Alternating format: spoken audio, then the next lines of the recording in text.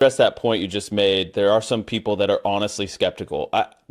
I've never had any ill will towards Hmm. that crowd because I am that guy. Hmm. There much has been made about this leaked group chat that got out where Charlie's talking about a donor, right? And Candace put that on her show. So Charlie writes in this group chat, just lost another huge donor, 2 million a year because we won't cancel Tucker. I'm thinking of inviting Candace. Somebody writes, oh. Charlie writes, donors play into all of the stereotypes. I cannot and will not be bullied like this, leaving me no choice but to leave the pro cause.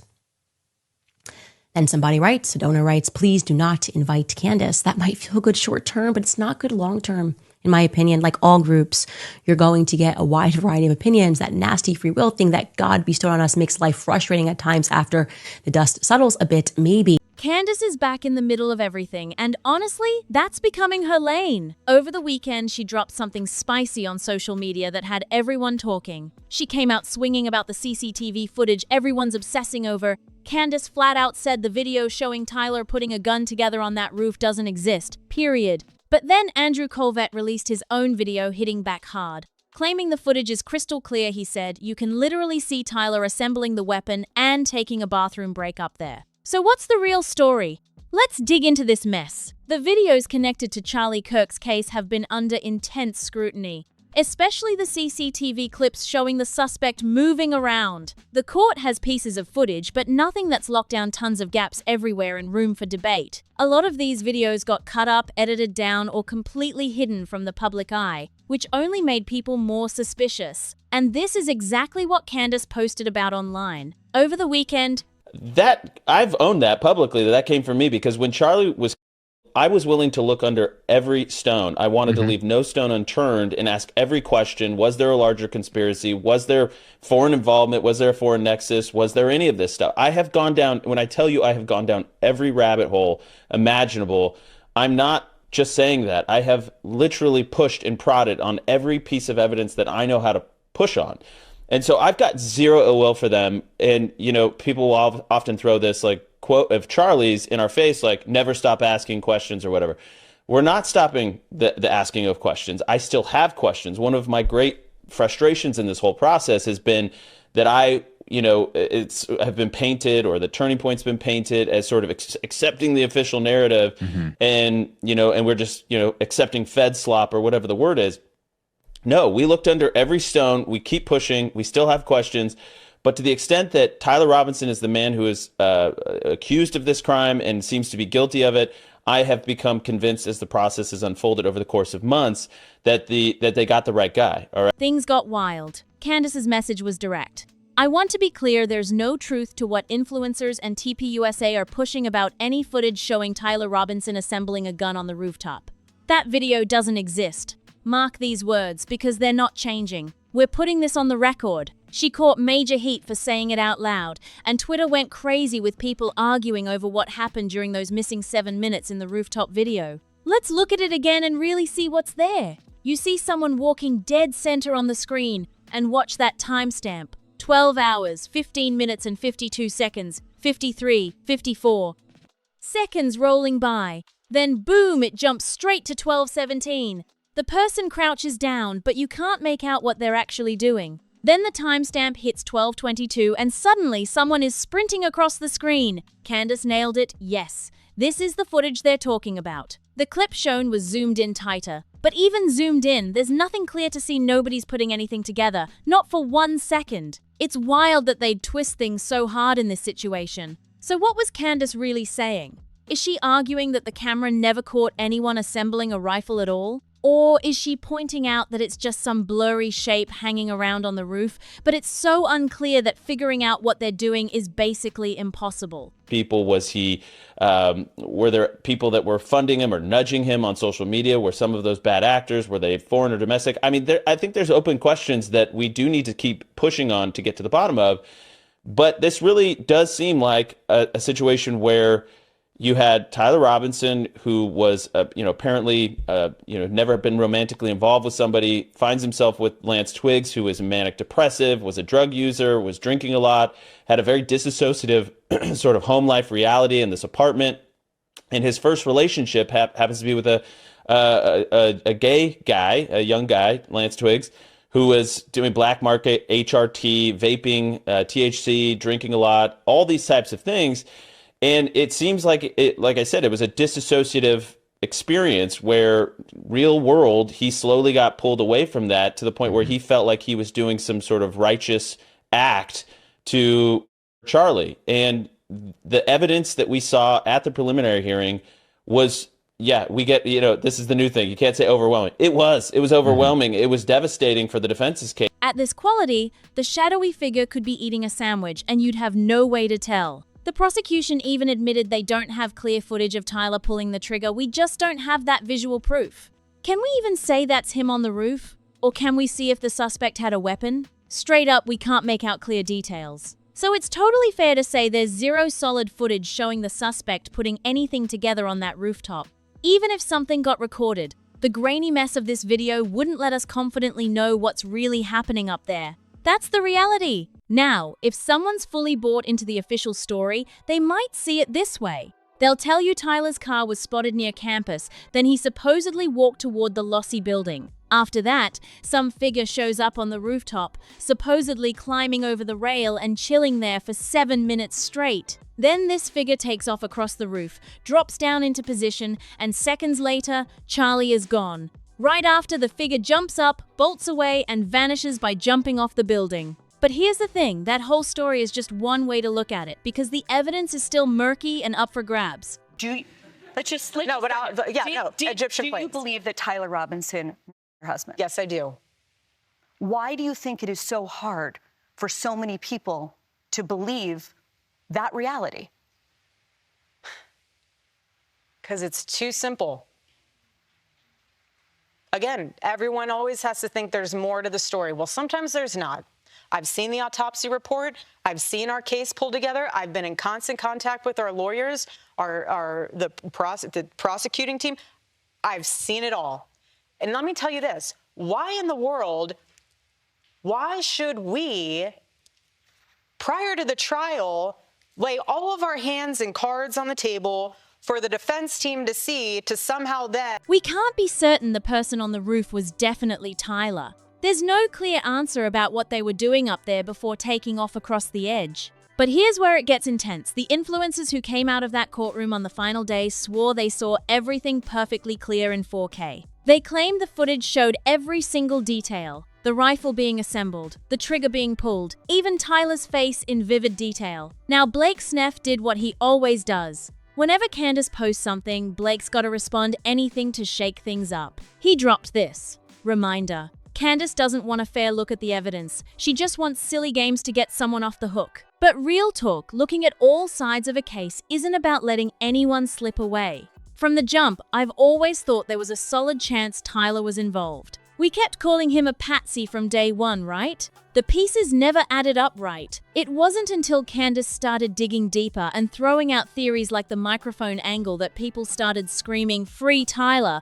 But why did that flip happen so fast? Even with all the chatter, the truth is simple, there's gotta be a trial. Tyler might have actually been deep in what went down that day. And I don't even know what they would do with it. But what I will say, and I want to get on the Egyptian plane thing, we'll take a flight on that for a second. What I will say is what I'm worried about, and I'm fascinated, just from a legal standpoint, to see how the United Healthcare trial pans out. And I say that because this is the first time where we are seeing the implications. You're talking about Luigi Mangione. Correct. I'd prefer never to say any of their names. They do not even deserve the ounce of oxygen and breath out of my body. But what I mean is it's fascinating to see how social media will impact that court case, just how it might impact mine. Are you nervous he's not going to get a fair trial? I'm nervous that there could be, they'll say we can't find a fair jury. Like they're going to taint the jury pool. And in that case. But here's what's really eating at everyone. Was he just the scapegoat, a distraction they threw out there? Or was he wrapped up in something much bigger with other people involved? Did he do this solo, or was there more going on? Did he actually shoot that day, or was he just acting a part? And how much did he really know about the whole thing? Is it even definitely him in that roof footage? The questions just keep stacking up. Candace fired back at Blake without hesitation. She said, "You never pushed back on what I said. There's simply no existing footage showing Tyler Robinson or anyone else assembling anything on that rooftop." She made that point crystal clear because at the end of the day, she wants whoever really hurt Charlie to face the music. This whole tension, this mystery, it keeps the story burning hot and it keeps everyone desperate to find out what really went down in all the shadows. And they're gonna pay for it, every last one of them. Information is power, no question. But here's what really matters, how you're reading that information, because what you believe becomes your reality. Right now, we're looking at blurry footage of someone on a rooftop doing something, but it's all unclear and you can make it mean anything. Yet there are people out here swearing this is perfect 4K footage of Tyler Robinson doing specific things. There was another controversy about this. Did it actually show him taking the shot or not? I think we're splitting hairs here, and it's kind of the way that you would choose to describe it.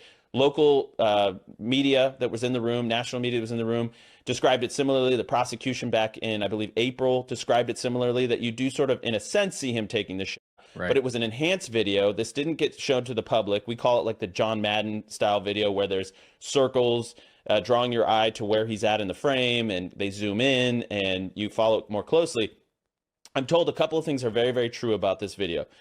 The clarity is shocking. The clarity with which you can see Tyler Robinson moving around at different points in his journey up onto the roof is shocking. You can see license plates on the car, for example. You can see when he goes up onto the roof, you can't necessarily make out his face, but they do zoom in and enhance it. You can see him. This is when the rifle's apparently stuffed down his pant leg. You see him kind of roll over the railing.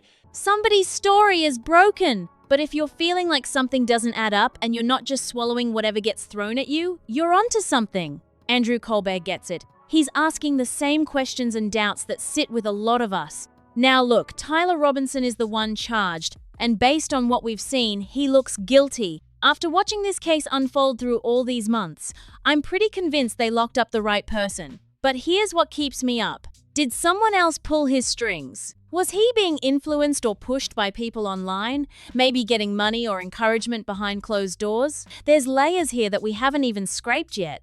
Were there people working from the shadows with bad intentions? Were these pushes coming from outside or right from his neighborhood? These questions need real answers and serious digging. But what's wild about this whole thing is something deeper and messier. Tyler Robinson never had a girlfriend or boyfriend before. And then Lance Twiggs came into his life, a man dealing with serious mental health battles, substance abuse issues, and a loose grip on what's real living in that cramped space.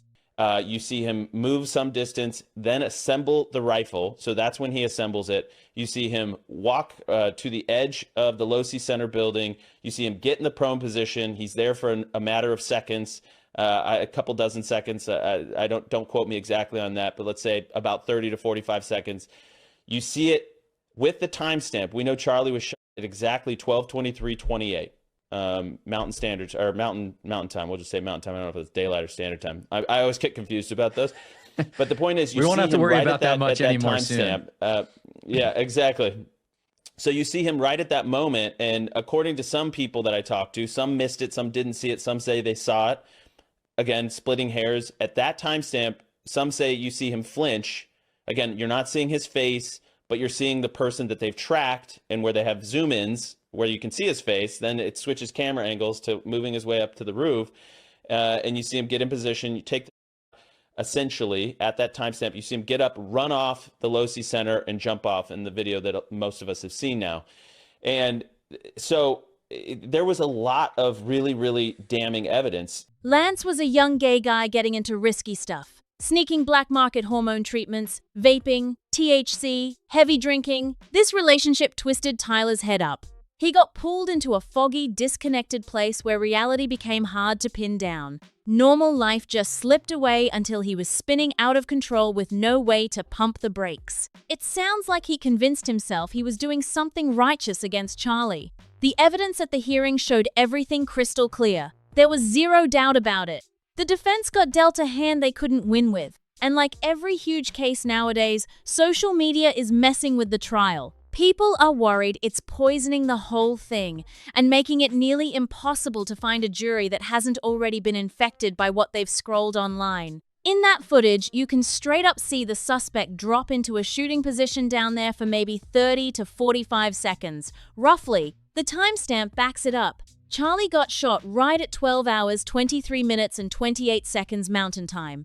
Every second, every frame matters for figuring out what went down. I can never get straight whether it's daylight savings or regular time. That stuff always trips me up. But what counts is that at that exact moment, you see him. Some people I talk to completely missed it.